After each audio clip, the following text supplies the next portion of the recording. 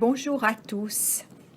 La grâce et la paix nous sont données par Dieu notre Père, par Jésus-Christ notre Sauveur et par l'Esprit Saint qui nous réunit en cet avant-dernier dimanche de l'année liturgique, dont le thème est le jugement dernier.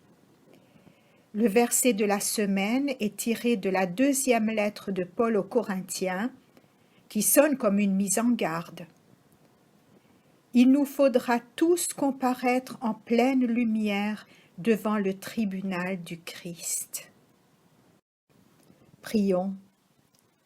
Seigneur, quand la spirale de la violence grandit parmi nous, quand des innocents sont massacrés, quand les chômeurs grondent leur colère, quand les injustices deviennent de plus en plus flagrantes, quand le monde est sens dessus-dessous, le chant de ta vie monte en nous, et au plus noir des jours, il rappelle ta présence, les chemins du pardon et les partages en ton nom.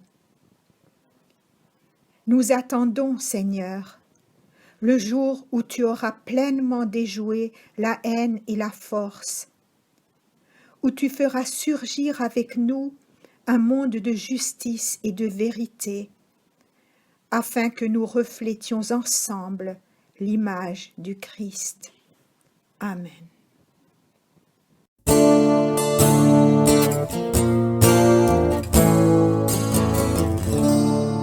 Je crois et j'espère la grâce d'un Père, celui qui bénit entre dans ma vie. Crois seulement, crois maintenant, sois seulement paisible et vivant.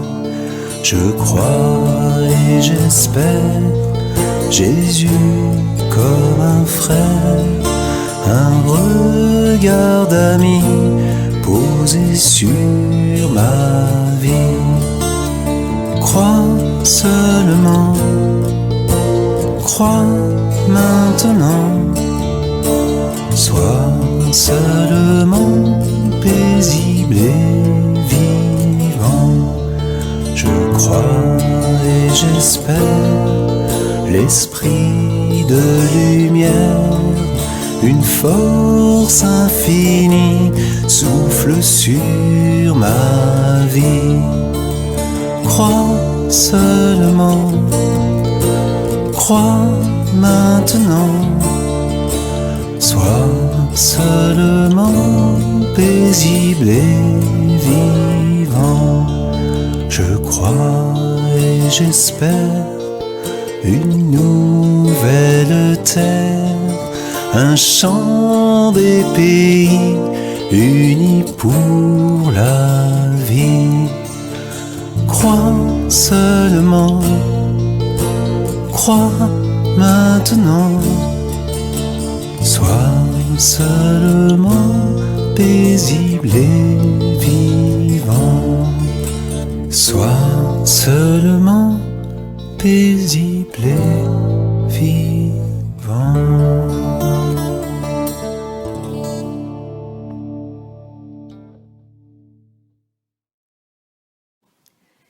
Prions avant d'ouvrir la Bible. Seigneur, donne-nous le souffle de ta parole, ton esprit d'amour, pour qu'il prenne demeure en nous et transforme notre vie.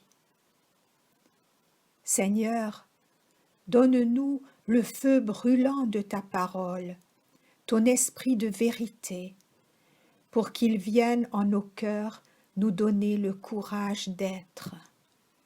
Force et courage de témoigner de toi dans nos vies. Force et courage de résister à toute forme de violence. Force et courage d'être des ouvriers de paix dans notre monde troublé. Seigneur, donne-nous par ta parole l'esprit de liberté, ce souffle de vie qui réveille les hommes et les invite à te suivre. Amen. Notre lecture de méditation se trouve dans l'Épître aux Romains au chapitre 8. J'estime en effet que les souffrances du temps présent sont sans proportion avec la gloire qui doit être révélée en nous. Car la création attend avec impatience la révélation des fils de Dieu. Livrée au pouvoir du néant, elle garde l'espérance, car elle aussi sera libérée de l'esclavage de la corruption, pour avoir part à la liberté et à la gloire des enfants de Dieu. Nous le savons en effet, la création tout entière gémit maintenant encore dans les douleurs de l'enfantement. Elle n'est pas la seule. Nous aussi, qui possédons les prémices de l'esprit, nous gémissons intérieurement, attendant l'adoption, la délivrance pour notre corps. Car nous avons été sauvés, mais c'est en espérance. Or, voir ce qu'on espère n'est plus espérer. Ce que l'on voit, comment l'espérer encore? Mais espérer ce que nous ne voyons pas, c'est l'attendre avec persévérance. Nous savons d'autre part que tout concourt au bien de ceux qui aiment Dieu. Le jugement dernier, tel est le thème de la prédication de chaque avant-dernier dimanche de l'année liturgique. Alors nous pouvons nous imaginer un tribunal où le Christ juge nos bonnes et nos mauvaises actions. Quel effroi pour des générations de chrétiens avant nous. Mais notre passage de Romains 8 nous donne une toute autre vision de la fin des temps. Il nous parle surtout d'espérance. Et de plus, il est encadré par 2 messages rassurants situés au début et à la fin du chapitre.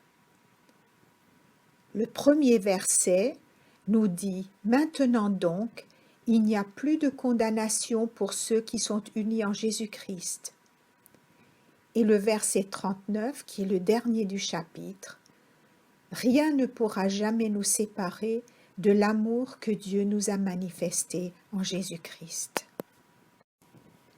Mais avant de nous parler d'espérance, l'apôtre Paul n'esquive pas l'autre aspect de notre réalité, moins réjouissante, celui des souffrances du monde présent. Oui, le mal existe, qu'on l'appelle violence, injustice, guerre, sécheresse, inondation, maladie ou accident.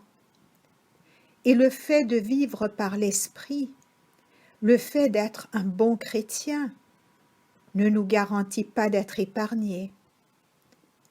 Comme la triste réalité nous l'a récemment montré à Nice, c'est dans une église, en pleine prière, que des innocents ont été sauvagement assassinés. Paul explique l'existence du mal et de la souffrance en disant que c'est parce que notre monde est encore inachevé. Et il fait la comparaison avec une naissance en train de se faire. La création gémit encore dans les douleurs de l'enfantement. L'image est parlante, puisque chacun sait que les douleurs qui précèdent l'accouchement ne sont que les prémices d'une très grande joie, celle de tenir un beau bébé dans nos bras. Dans un passage de l'Épître aux Hébreux, Paul définit la foi comme l'assurance des choses que l'on ne voit pas. Et il inscrit l'espérance dans la tension entre ces 2 pôles, une certitude et ce qu'on ne voit pas encore aujourd'hui. Soit un arbre en hiver, que voyons-nous? Des branches qui semblent mortes, des feuilles séchées. Allons-nous pour autant le couper et le jeter au feu? On serait bien fou d'agir ainsi. car ce n'est pas parce que les arbres sont tous secs qu'ils sont morts. Au plus intime de leur être se prépare déjà le long travail qui les conduira à donner de belles feuilles vertes et des fleurs l'année prochaine. Nous ne coupons pas les arbres en hiver parce que nous savons que l'hiver n'est pas éternel et qu'il débouche toujours sur la renaissance du printemps. Parce que nous avons la ferme assurance de ce que nous ne voyons pas. Il nous arrive aussi de traverser des hivers. Il nous arrive de connaître des périodes de deuil, de maladie ou de dépression, de ces moments où nous avons le sentiment d'être entourés par la mort. La seule réponse que nous pouvons apporter à cela en tant que chrétiens est notre enracinement dans l'espérance. Parce que le Christ est ressuscité, nous savons que l'hiver débouche sur le printemps, même si nous ne voyons rien de ce que nous espérons. Quand tout va bien, l'espérance n'est pas un défi, elle est naturelle. Mais lorsque tout va mal et que l'horizon semble bouché, alors l'espérance est placée devant quelque chose qu'on ne voit pas. Paul l'inscrit alors dans le registre du combat de la foi, combat que nous devons mener dans la prière. Et si nous restons sans voix, l'Esprit intercède pour nous. Espérer ce que nous ne voyons pas, c'est l'attendre avec persévérance. Paul veut dire que l'attitude d'espérer ne consiste pas à faire de beaux rêves, les bras croisés, ou à attendre que Dieu fasse un miracle. Pour Paul, espérer avec persévérance nous conduit à agir. Saint Augustin eut une belle trouvaille en disant que l'espérance avait deux enfants très beaux, le courage et la colère. Ces deux choses sont nécessaires. La colère n'est pas à comprendre ici au sens d'une quelconque violence, mais plutôt au sens de protestation. La colère ne doit pas être comprise non plus comme opposée à l'amour, car c'est ensemble qui nous empêche de nous contenter du monde tel qu'il est. Quant au courage, il nous donne la force de changer les choses. Autrement dit, l'espérance chrétienne, c'est l'antifatalisme. La confiance en Dieu ne nous épargne pas le mal. Elle nous assure de la présence de Dieu jusque dans le mal. Mais si nous avons une espérance, si nous croyons en une résurrection qui habite et dépasse notre réalité présente et visible, alors nous sommes projetés dans le monde pour être des acteurs de l'espérance. Et nous verrons que nous ne sommes pas seuls, et nous pourrons entendre avec une oreille différente que tout concourt au bien de ceux qui aiment Dieu. Amen.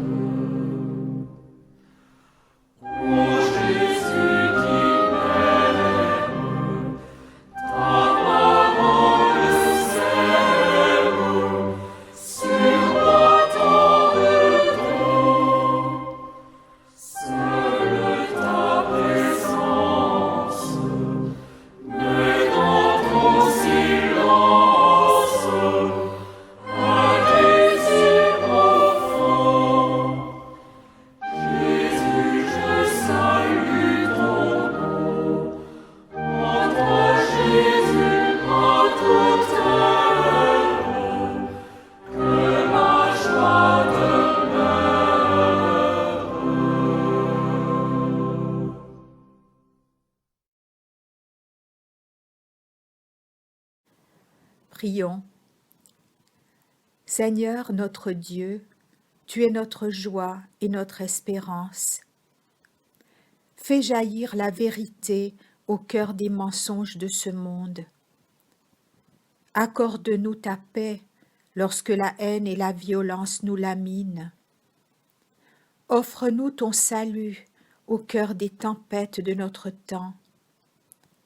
Éveille-nous à la confiance lorsque les peurs et les angoisses nous tenaillent.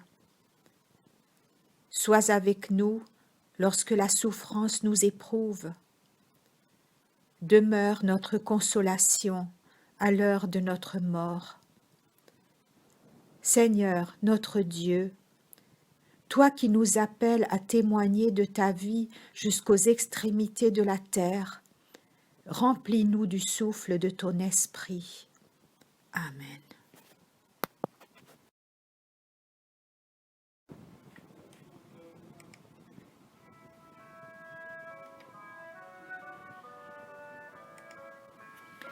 Notre Père, qui es aux cieux, que ton nom soit sanctifié, que ton règne vienne, que ta volonté soit faite sur la terre comme au ciel. Donne-nous aujourd'hui notre pain de ce jour. Pardonne-nous nos offenses, comme nous pardonnons aussi à ceux qui nous ont offensés. Et ne nous laisse pas entrer en tentation, mais délivre-nous du mal, car c'est à toi qu'appartiennent le règne, la puissance et la gloire pour les siècles des siècles. Amen.